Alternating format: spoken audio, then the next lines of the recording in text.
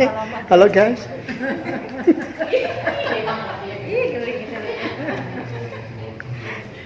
Jangan lupa like, komen, dan subscribe ya.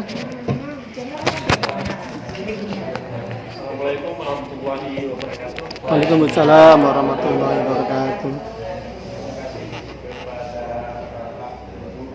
Tim penilai serta kepala sekolah.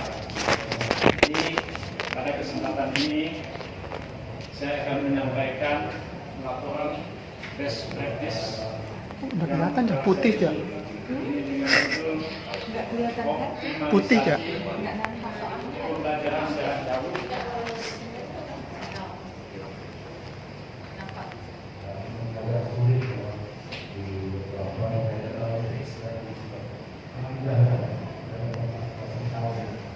Di masa pandemi COVID-19 dengan metode luring di SMP Negeri 1 Sajat.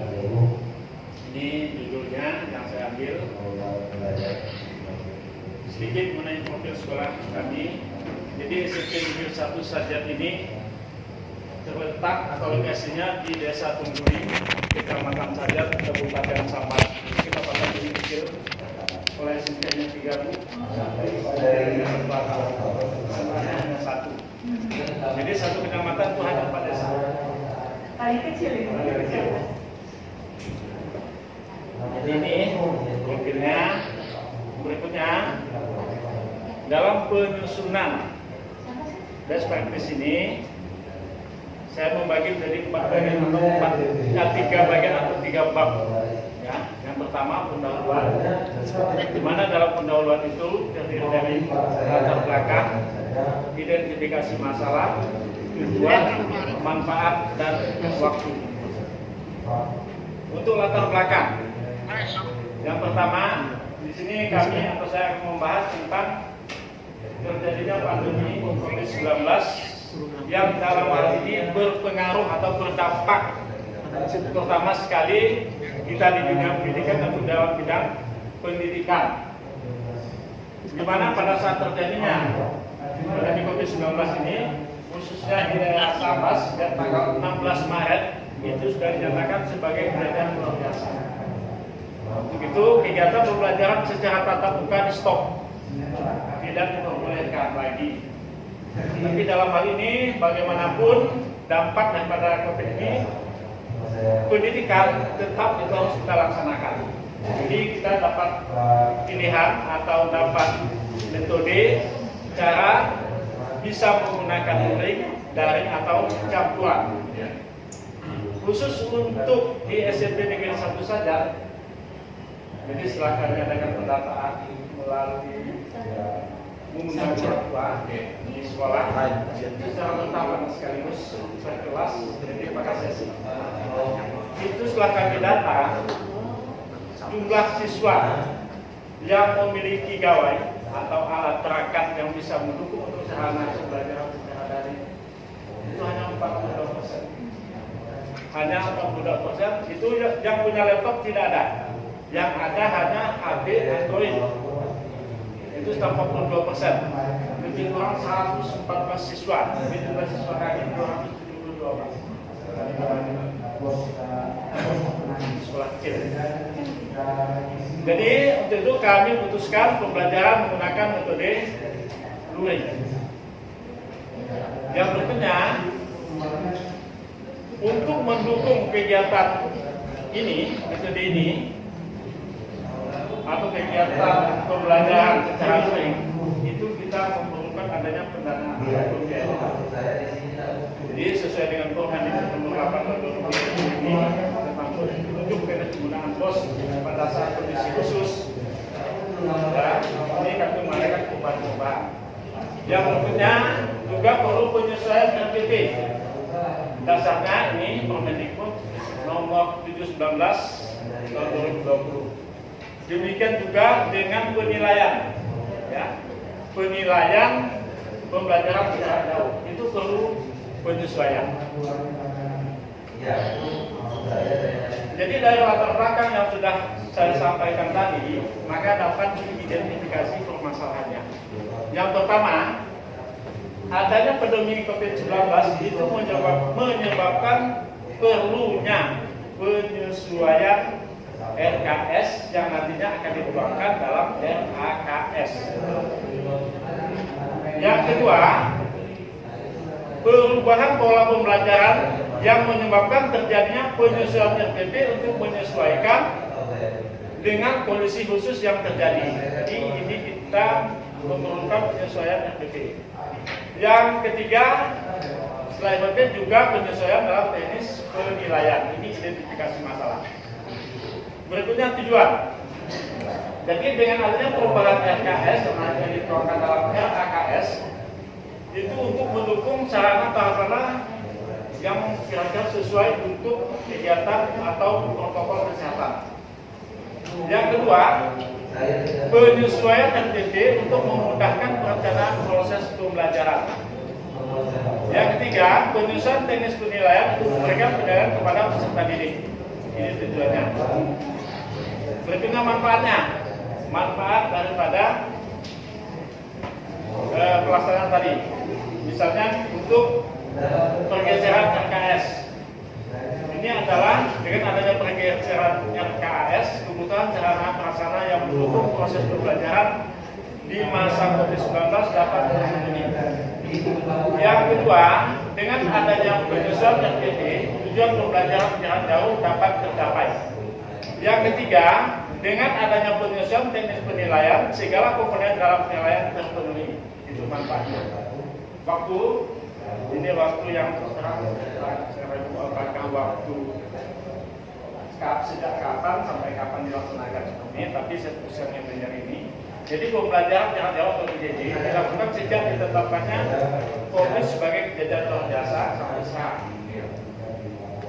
Nah, ini pelaksanaan dan hasil. Jadi saya bahas sedikit tentang penyesuaian RKS. Tadi sudah saya sampaikan bahwa penyesuaian RKS yang nanti tertuang dalam RAKS itu tujuannya adalah untuk mendukung terpenuhinya sarana untuk pemenuhan protokol kesehatan. Jadi perlu saya garisbawahi Bapak Ibu bahwa untuk penyesuaian RKS kami hanya menggeser sedikit, jadi tidak banyak. Karena untuk penyesuaian untuk di masa COVID ini kami hanya perlu menambahkan pembelian masker, hand sanitizer, dan disinfektan. Terbukanya gimana? Alhamdulillah terbukanya ada sumbangan dari alumni, ada dua. Jadi tidak masuk dalam RKS. Ya. Nah, mungkin Bapak Ibu bertanya di mana mustabelnya apa, kita sudah siap semua sebelum COVID. Jalan malam kalau kita sudah pernah 5 kali mewakili sekolah mantap. Jadi itu sudah siap semua, makanya pada saat itu kita hanya perlu verifikasi dan sebagainya. Nah, itu RKS. Berikutnya untuk penyesuaian RPP. Ini kan tadi tentunya RPP pada saat normal dengan COVID itu beda. Jadi di situ kalau yang saya bahas di ada latihan di situ, kalau saya lihat itu penyesuaiannya atau perbedaan yang jelas di situ adalah untuk kegiatan pembelajarannya. Kegiatan pembelajarannya itu beda. Dan penyesuaian RPP ini supaya lebih mudah diterima, jadi saya nanti menyampaikan itu tapi kami melakukan ya harus ini melibatkan kelas. Ya. Nah, berikutnya untuk penyesuaian penilaian pembelajaran jarak jauh. Ini untuk penilaian ini yang membedakan jarak jauh dengan yang normal atau muka, yang tatap muka maksudnya ya. Di situ hanya pada penilaian sikap, karena pada dasarnya komponen-komponen penilaian itu tetap masih utuh, baik itu kognitifnya atau keterampilannya, semuanya ada. Sikapnya, cuma itu bedanya dengan yang normal. Sikapnya itu kami minta siswa menilai dirinya sendiri, ada bilang-bilang. Itu nanti penilaian siswa di dalam checklist akan diketahui oleh orang tua. Siswa baru dikumpulkan. Untuk pemberian tugas ini, untuk pemberian tugas, kalian pakai jadwal. Jadi misalnya hari Senin itu 7A, 7B, 2 sesi.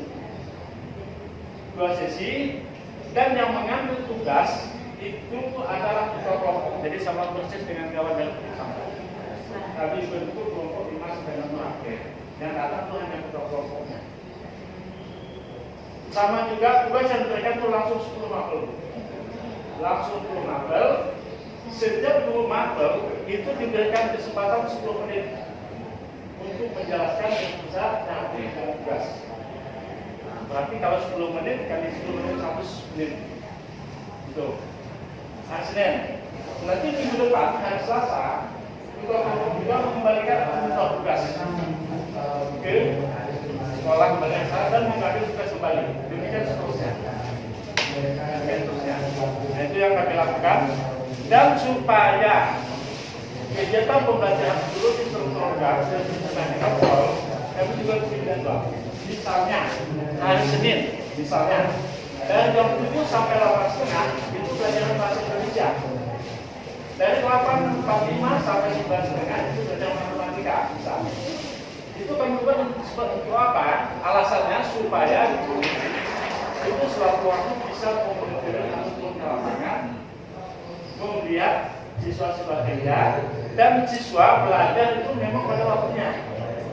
Artinya dari jam 7 sampai jam 8.30 itu mereka harus fokus belajar dan kerja bang. Jadi itu membutuhkan 50 pengawasan.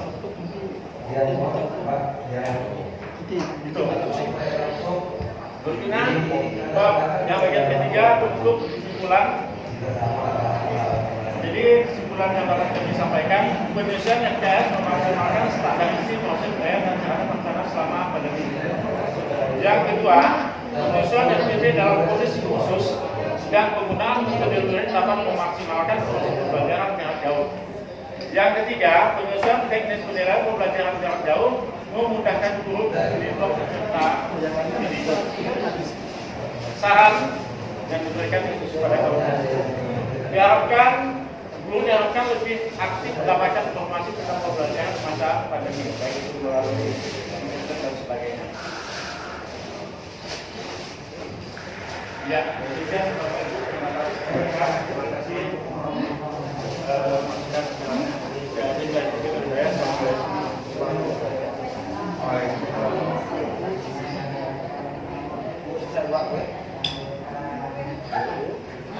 Terima kasih Pak Hanafi, Pak Aflodin, ya. Apresiasi sekali Pak atas presentasi Bapak ya untuk SMP Negeri 1 Sajat ya. Jadi SMP Negeri 1 Sajat ini kesimpulannya menyelenggarakan PJJ-nya adalah luring murni. Jadi belum ada penggunaan WA dan lain sebagainya, atau masih ada? Sudah ada?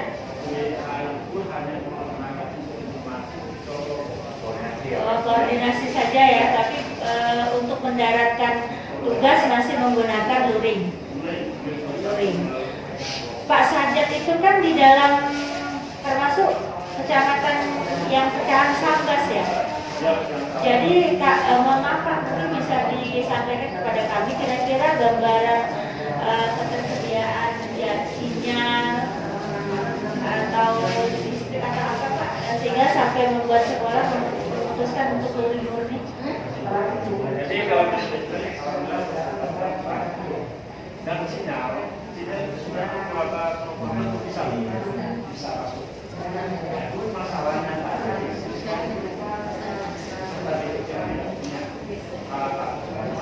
yang waktu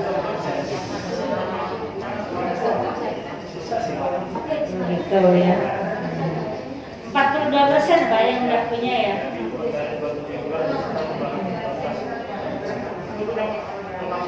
Baik. Berarti kalau begitu sebenarnya walaupun agak telat Pak, bisa kita coba untuk kombinasi Pak. Kombinasi. Karena juga daerah ini kan nggak jauh dari kota Pak. Supaya peserta didik juga memiliki pengalaman bagaimana menggunakan TIK untuk pelajaran. Gitu. Jadi nanti secara bertahap saya sarankan Bapak mulai kakak-kakak gitu ya di internal kompetensi guru, kemudian pengkondisian lewat komunikasi dengan orang tua ya Pak ya. Dan juga nanti mulai karena anak ini kan datang ya Pak ya, tiap minggu ada yang datang, jadi mungkin itu bisa dimanfaatkan juga nanti kalau memang sudah disiapkan untuk ke arah daring itu untuk sosialisasi. Saya sarankan sosialisasi ke siswa juga, ke orang tua juga dan ke siswa juga, karena banyak pengalaman sosialisasi ke orang tua nggak nyambung ke anak, jadi nggak bisa mendaratkan secara teknis bagaimana cara pelaksanaan PJJ-nya begitu. Jadi awalnya 3 minggu pertama itu yang datang kita semua orang tua. Jadi minggu kedua, jadi minggu kedua itu saya melihat termasuk di sini ada orang yang saya terakhir tanya Pak kenapa ada yang bulan Mei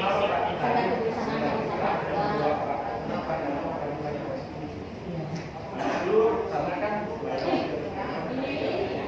jadi sedikat itu membantuan nanti diawasi orang tua ya. Boleh Pak, tidak masalah itu. Yang penting nanti orang tua itu dikasih sosialisasi sekali aja Pak, untuk memberitahu bahwa oh sekarang ini anak saya itu daring gitu, sehingga nanti Bapak bisa minta. Sekarang juga ada jurnal belajar di rumah kan Pak? Ada ya? Ya? Nah itu dia, makanya kita tanyakan ke Bapak ya. Baik Pak, itu mungkin kontrol orang tua. Saya kira itu dulu saya ada untuk Bapak ya, jadi kita hanya masukan saja. Terima kasih Pak. Baik, terima kasih Bu Indah, Bu Abdul Abidin. Saya hanya menambahkan gitu Pak, karena Bapak sudah melakukan pemetaan gitu Pak ya, untuk mengetahui ketersediaan smartphone atau sejenisnya gawai atau apa yang Android gitu Pak Ibu. Karena emang tidak bisa dipungkiri gitu Pak ya, nanti sayang sekali anak kita nanti kalau sudah menyelesaikan sekolah, dari sekolah kita nanti kan dia merasa gimana gitu, yang lain semua sudah menggunakan alat sudah menjadi biasa gitu, tapi lulusan dari kita nanti kan dia merasa rendah gitu, dan arti kan tersingkirkan gitu Pak. Karena saya pikir kalau udah 42% itu udah lumayan gitu Pak, barangkali nanti Bapak bisa dipilahkan, dan dari segi kenyamanan Bapak dalam berkoordinasi dan memberi pembelajaran juga semakin ringan Pak.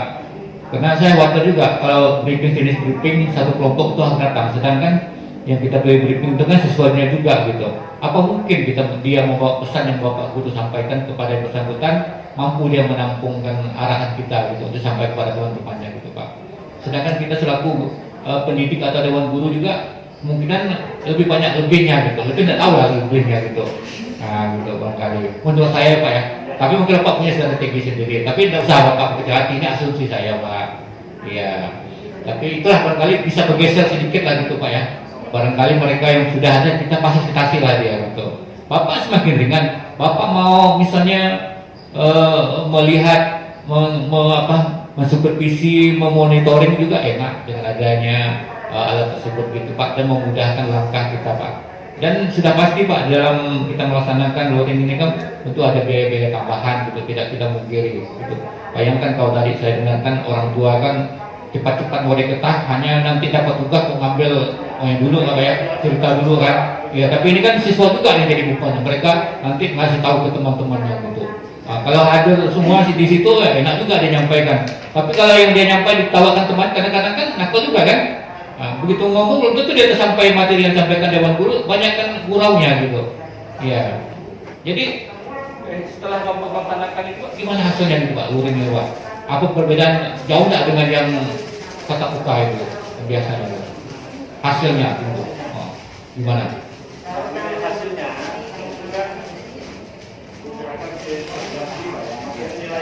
nilai yang prestasi soal jauh nggak kosong. Kayaknya lebih bagus kalau nilai ya, tapi dari kelompok atau bisa lihat moderator itu kayaknya lebih bagus itu nilainya.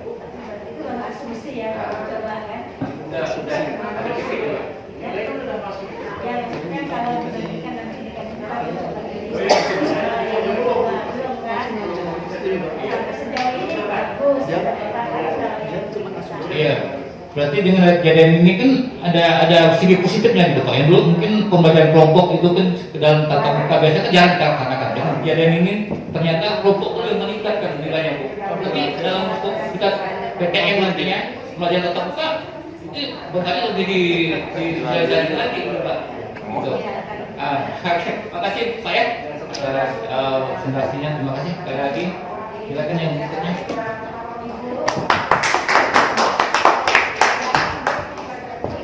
Langsung gitu ya. Satu lagi yang harus setelah ini